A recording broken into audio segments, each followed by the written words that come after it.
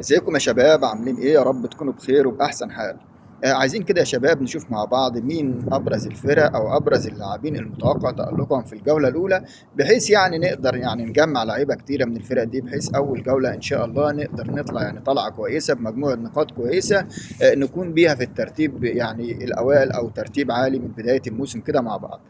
طبعا يا شباب في بعض اللاعبين احنا ممكن هنستفيد بيهم جولة أو اتنين، بعد كده هنحتاج نغيرهم. طبعا هنشوف هنعمل ايه في الموضوع ده، زي لعيبه مثلا وست هام اللي عندها يعني مباراه افتتاحيه في منتهى الروعه. الفريق يا شباب هيقابل ساندرلاند انا اتفرجت له على جميع المباريات التحضيريه. جميع المباريات التحضيريه اللي لعبها ساندرلاند بشوفه دايما بيتهزم يا شباب 2-0 3-0 من فرق تعبانه، كمان هو مش بيلعب فرق كويسه ومع ذلك بيتهزم 2 3-0 في جميع المباريات التحضيريه. فما بالك لما هيلاعب فريق زي وست هام، في بوين، في باكيتا، في فولكروج، في وورد بروس، في وان بيساكا، في لعيبه كتيره جدا جدا جدا. فعلى ما اعتقد ان فريق زي ساندرلاند ممكن يشيل نتيجه كبيره في افتتاحيه الموسم. علشان كده انا بنصحكم اول فريق تكتر منه اللعيبه يا شباب هو فريق زي وست هام. حاول على الاقل يكون عندك ثلاثه، صدقني مش هتخسر فيهم. يعني مثلا انت كده كده في الدفاع بيكون عندك خمسه، خد لك فرده من الدفاع ابدا بيها، مثلا زي وان بيساكا او الراجل اللي اسمه ضيوف. يعني انا شايف الاثنين دول افضل اثنين في الدفاع، وهنكسب من وراهم كتير. وانا كنت شايف بابا ضيوف ده بيلعب قدام شويه عن وان بيساكا، والراجل يعني ما شاء الله، فممكن راجل زي ده يخطف هدف يعمل حاجه، وخاصه ان هو مدافع ويطلع كلين شيت.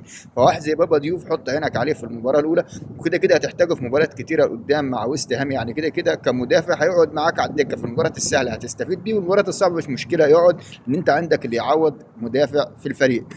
كمان ممكن انا شايف واحد زي فول كروج اللي هو الراجل راس الحربه جميع المباريات التحضيريه، الراجل ده بيلعب اساسي، قدر يحرز اكتر من هدف في المباراه التحضيريه، هو راس الحربه الرئيسي، والراجل راجع بفورمه كويسه.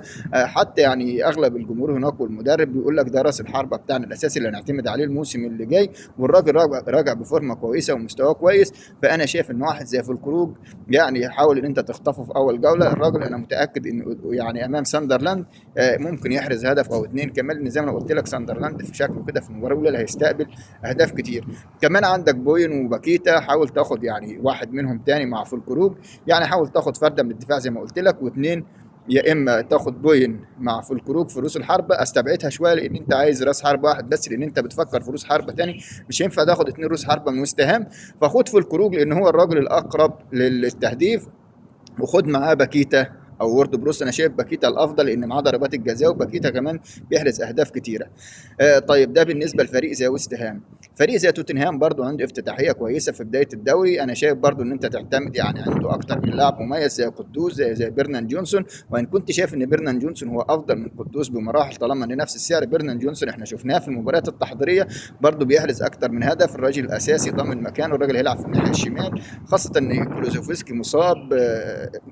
طبعا سن احتمال يكون يرحل، سولانكي دايما مصاب. فانا شايف ان واحد زي بيرنان جونسون بصراحه من افضل الاختيارات كافتتاحيه الجوله الاولى، والراجل سواء مباراه سهله مباراه صعبه الراجل ما عندوش مشكله، بيلعب اساسي وبيسجل في اي وقت. كمان هو بس تاخد بيرنان جونسون او قدوس، انا شايف الافضل بيرنان جونسون، وانت براحتك عايز تاخد قدوس روح مع قدوس، لكن انا من وجهه نظري بيرنان جونسون اقرب لل 18 واقرب للتهديف. كمان عندك يا شباب لازم تخطف اثنين من المدافعين من فريق زي توتنهام. زي ما قلت لك عنده مباراه افتتاحيه مع بيرلي، تقريبا ممكن نشوف فريق زي توتنهام بيطلع 1-0 او 2-0. فانا شايف ان انت تخطف فردتين تلعب بيهم، يعني ممكن تاخد فين ديفين مع بيدرو بورو، او فين ديفين مع روميرو تبدا بيه الموسم، او تخطف فرده زي فيكاريو في حارس المرمى وتخطف معاه واحد زي بيدرو بورو او واحد زي فين ديفين حسب الفلوس المتوفره معاك.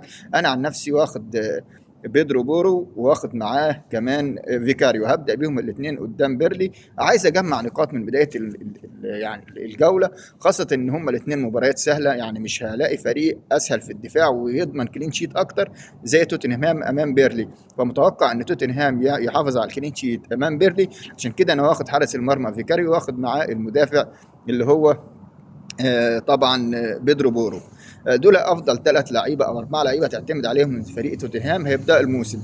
بعد كده ندخل يا شباب على فريق زي الارسنال، ابرز اللاعبين المتوقع تالقهم. يعني انا شايف ان في حوالي اكتر من لاعب رغم صعوبه المباريات اللي هتقابل طبعا فريق زي نيوكاسل. يعني نيوكاسل عنده مباراه افتتاحيه صعبه، قصدي الارسنال عنده مباراه افتتاحيه صعبه.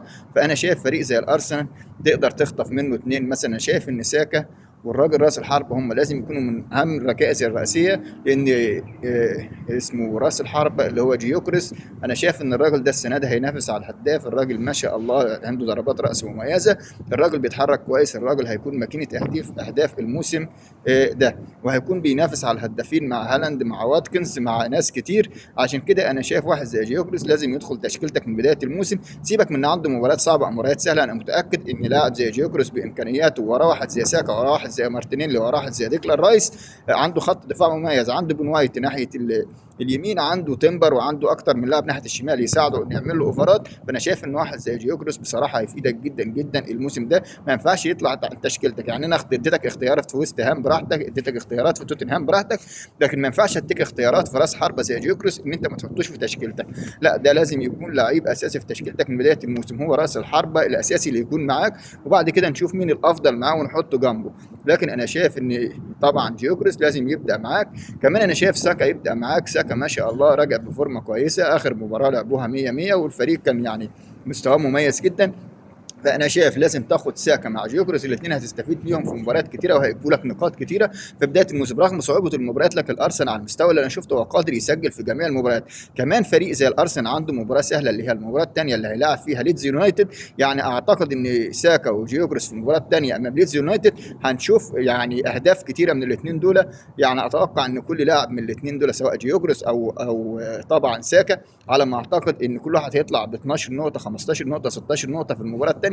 عشان كده ركز على الاثنين دول، حتى لو مش هتستفيد بيهم استفاده كتيره في الجوله الاولى، هم كده كده هيهدفوا في كل الجولات، بس حتى لو انت مش هتستفيد بيهم في الجوله الاولى، اعمل حسابك ان الجوله الثانيه هيجيبوا نقاط كتير، فخدهم من دلوقتي عشان مش هتعرف تشتريهم. يعني ما عرفتش توصل بجيوكروس اللي هو ب 9 مليون، وما عرفتش تاخد معاه ساكا اللي هو ب 10 مليون او 10 ونص مليون، صدقني بعد كده ما بتبدا الجوله مش هتقدر تخطفهم غير بحاجه من الاثنين، يا فري هيت يا وايلد كارت. طب وليه؟ طب ما انا اخدهم من دلوقتي في تشكيلتي.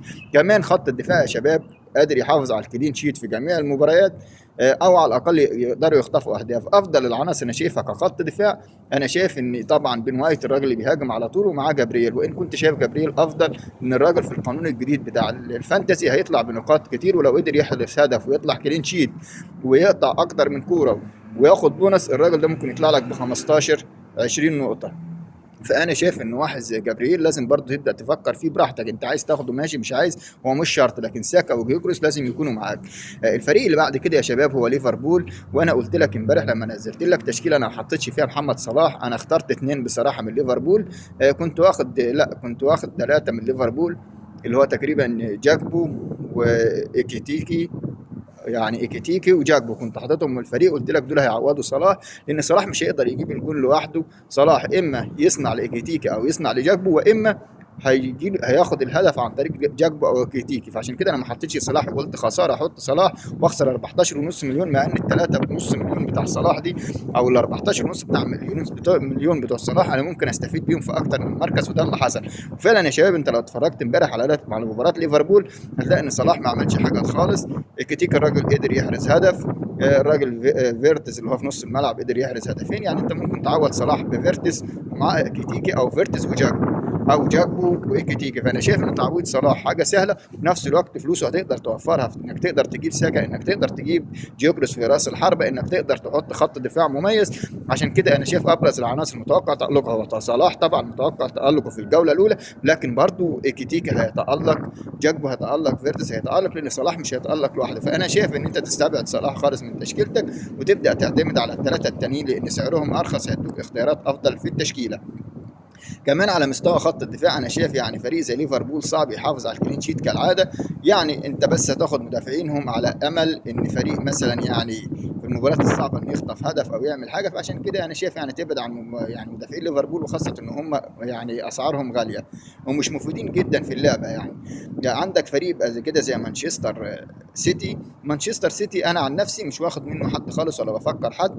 الفريق ماشي فيه لعيبه كويسه، بس مشكلته اللي عنده لعيبه كتيره، مش عارفين بن شرقي اللي هيبدا، عمر مرموش اللي هيبدا، دوكو اللي هيبدا، هالاند اللي هيبدا، جوندوجان اللي هيبدا، سافينيو اللي هيبدا، دي بروين اللي هيبدا.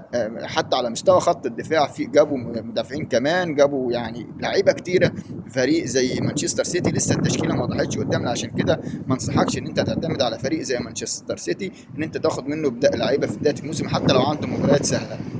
كمان اسعارهم غاليه هتعمل لك مشكله. فريق زي مانشستر يونايتد يا شباب، ابرز اللعيبه المتوقع تالقها بصراحه هو اكتر من لاعب هوالند. الراجل ده لو لعب اساسي، مشكلته ان احنا لسه مش عارفينه اساسي ولا لا. نجومه كده كده اساسي. يعني انا شايف نجوم قريب للتالق. عندك عمادو ديالو ممكن الراجل يتالق. عندنا كمان يا شباب اكتر من لاعب كمان، برونو فرنانديز. حتى على مستوى خط الدفاع الراجل اللي اسمه دورجو. انا شايف ان هو صفقه كويسه لاي حد في الفانتسي، انه لازم يحط عينه على المدافع ده.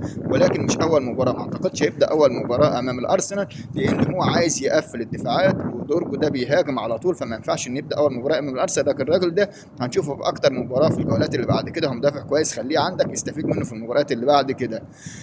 عندك كمان يا شباب فريق زي كمان عندنا كده خلاص. باقي تشيلسي معانا.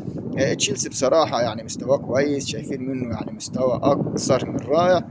كلنا شايفين بالمر في أكتر من مباراة ما بيعملش حاجة. حتى الموسم اللي فات ما كانش بيعمل حاجة، باستثناء مباراة كأس العالم للأندية الأخيرة النهائي بس. حتى طول بطولة كأس العالم للأندية ما عملش حاجة خالص. وقبليها النص الثاني في الدوري الموسم اللي فات ما عملش حاجة. في المباراة التحضيرية برضه ما عملش حاجة.